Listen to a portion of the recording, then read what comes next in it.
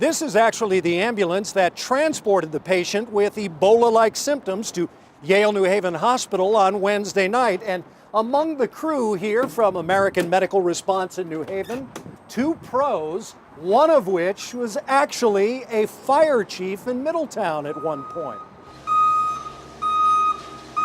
We went through white powder, we went through swine flu, we went through H1N1, and this to me is just the next evolution in that process. The 911 call came in at about 9 on Wednesday night, which meant it was time to head to Yale New Haven Hospital to map out a plan for the patient pickup. It's one of those things where you don't expect, you see it on the news, you see it on a national level, you don't expect it's going to hit in your backyard.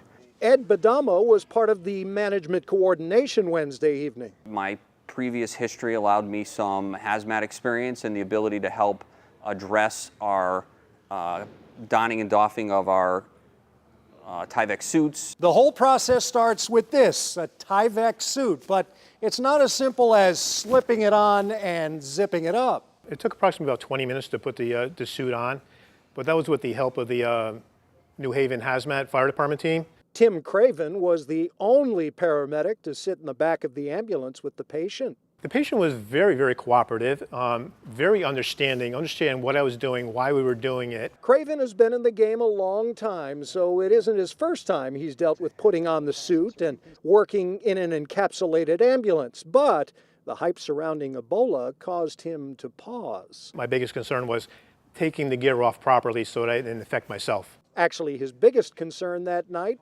his wife. She woke up and she goes, so did you have any contact with the patient? I was like, nope, I did not touch the patient at all. But he knew he'd have to come clean, and he did the next night. Honey, by the way, not only was I next to the patient, but I was the only one that did treat the patient.